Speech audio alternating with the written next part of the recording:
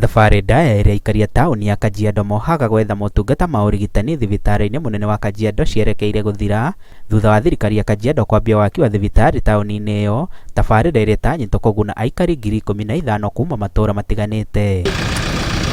Itua rĩrĩ rĩtanyĩtwo kũnyihia mũhatĩkano thibitarĩ-inĩ mũnene wa Kajiado, ũndũ ũmwe na kũreha motungata ma ũrigitani hakuhĩ na mũingĩ. Tumepata changamoto katika referral kwa sababu watu wa Kajiado town hawana hospitali yao kidogo ambaye hawalipishi kupata huduma, na kwa matibabu ya outpatient wamekuwa wakisababisha msongamano katika referral hospital. Kutatua hiyo shida ya msongamano ndani ya referral na kufanya referral hospital ikuwe ni true referral, kwamba hakuna wagonjwa wa mashida ndogo ndogo, ndio tumeanzisha sasa dispensary hapa Saina. We expect all the outpatient services to be brought to Saina dispensary once it is completed. Ita decongest pale kutoka referral hospital kuja hapa, watu at least kutoka Kajiado town hapa watakuwa na nafasi nzuri ya pia kupata afya bora. Akiruguria tabarĩra ĩno, gavana wa Kajiado Joseph Ole Lenku augĩte thirikari yake nĩ ĩrutĩire kwagĩrithia motungata ma ũrigitani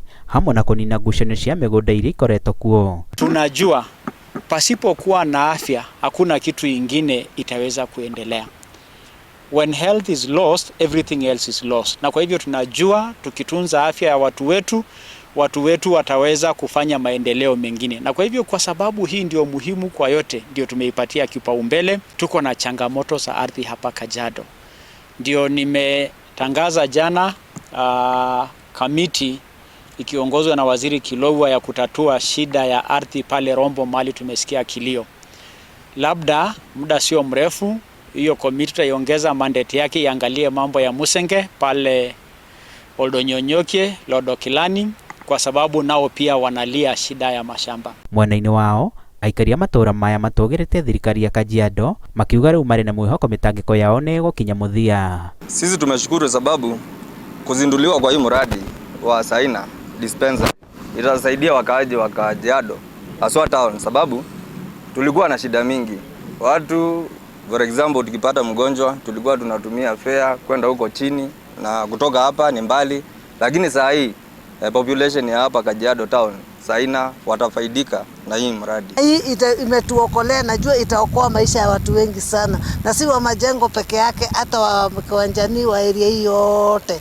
Najua wote watakuwa wameshukuru sababu tutakuwa tumepata na msongamano wa huko chini utakuwa umeisha. Gavana Ole Lenku no arugũrĩte wodi itanda igana rĩmwe ya arwaru arũme thibitarĩ-inĩ mũnene wa Kajiado. Ngĩribotera Inooro TV, njĩtagwo Abdulhakim Gachago.